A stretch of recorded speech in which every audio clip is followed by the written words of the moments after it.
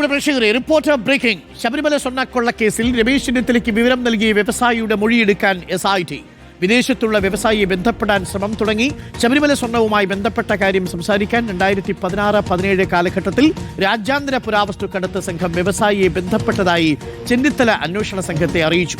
വ്യവസായിയുടെ മൊഴിയെടുപ്പ് അതീവ രഹസ്യമായി നടത്താനാണ് നീക്കം.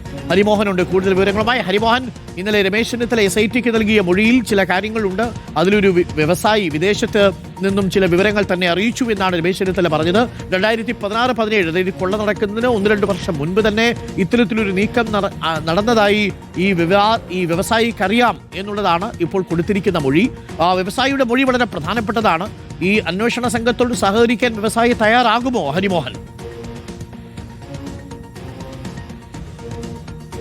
അരുൺ, അങ്ങനെ തയ്യാറാണ് എന്നുള്ളൊരു വിവരം ലഭിച്ചതിന്റെ അടിസ്ഥാനത്തിലാണ് SIT ഇപ്പോൾ ബന്ധപ്പെടാനുള്ള ശ്രമങ്ങൾ തുടങ്ങിയിരിക്കുന്നത്. വിദേശത്താണ് ഇയാൾ ഇപ്പോൾ ഉള്ളത്.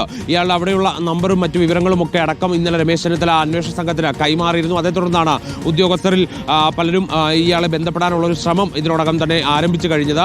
നേരിട്ട് വരാൻ കഴിയുമോ എന്നതടക്കമുള്ള കാര്യങ്ങൾ അന്വേഷിക്കും. അതല്ലെങ്കിൽ മറ്റൊരു രീതിയിൽ മൊഴിയെടുക്കാൻ കൂടിയാണ് SIT ഉദ്ദേശിക്കുന്നത്.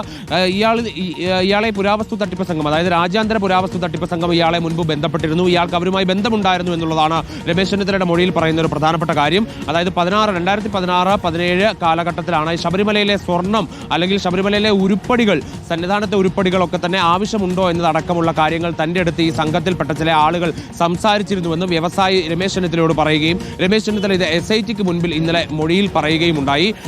അതായത് 2019 ഈ ദ്വാരപാലക പാളികളിലൊക്കെ കടത്തിക്കൊണ്ടു പോകുന്നതിന് 2 വർഷം മുൻപ് തന്നെ അത്തരത്തിലുള്ള ഒരു ശ്രമം ഈ പുരാവസ്തു തട്ടിപ്പ് സംഘം തുടങ്ങിയിരുന്നു എന്നുള്ളതാണ് നമുക്ക് അതിൽ നിന്ന് മനസ്സിലാക്കാൻ കഴിയുന്നത്. ഇത് ആധികാരികമാണോ എന്നുള്ളതടക്കമുള്ള കാര്യങ്ങൾ കൂടുതൽ പരിശോധനയ്ക്ക് അന്വേഷണത്തിന് ശേഷം മാത്രമേ വ്യക്തമാവുകയുള്ളൂ. പക്ഷേ വ്യവസായിയിൽ നിന്ന് നേരിട്ട് ഇതിൽ വിവരം തേടേണ്ടതുണ്ട്. അത് ആരാണ് വ്യവസായിയുടെ അടുത്ത് ഈ കാര്യങ്ങളൊക്കെ തന്നെ സംസാരിച്ചത്, ആർക്കൊക്കെയാണ് ഈ സന്നിധാനത്തെ ഈ ഉരുപ്പടികളുമായി അത്രത്തോളം ബന്ധമുള്ളത്, രാജ്യാന്തര പുരാവസ്തു തട്ടിപ്പ് സംഘം എന്ന് തന്നെയാണ് രമേശ് ചെന്നിത്തല മൊഴി നൽകിയിട്ടുള്ളത്. അപ്പോൾ ആ രീതിക്ക് തന്നെ അന്വേഷണം മുന്നോട്ട് കൊണ്ടുപോകാനാണ് ഇപ്പോൾ SIT ഉദ്ദേശിക്കുന്നത്. ഇപ്പോൾ നിലവിൽ കൈമാറിയിരിക്കുന്ന വിവരങ്ങൾ വളരെ ഗൗരവ സ്വഭാവത്തിലുള്ളത് തന്നെയാണെന്നുള്ളതാണ് SITയുടെ ഒരു പ്രാഥമിക നിഗമനം. ഇനിയിപ്പോൾ കൂടുതൽ അന്വേഷണത്തിലേക്ക് കടക്കേണ്ടതുണ്ട്. അതിന് ആദ്യം മൊഴി രേഖപ്പെടുത്തും. പക്ഷേ അത് അതീവ രഹസ്യമായിട്ട് രേഖപ്പെടുത്തേണ്ടതുണ്ട്. കാരണം വ്യവസായി ഇതിനോടകം തന്നെ രമേശ് ചെന്നിത്തലയോട് പറഞ്ഞത് തനിക്ക് ഭയമുണ്ട്, തനിക്ക് ഭീഷണി ഉണ്ടാകാനുള്ള സാധ്യതയുണ്ട്, തന്റെ പേരടക്കം പുറത്തു പറഞ്ഞു കഴിഞ്ഞാൽ അതിൽ തനിക്ക് ഭയമുണ്ട് എന്നടക്കമുള്ള കാര്യങ്ങൾ വ്യവസായി പറഞ്ഞിട്ടുണ്ട്.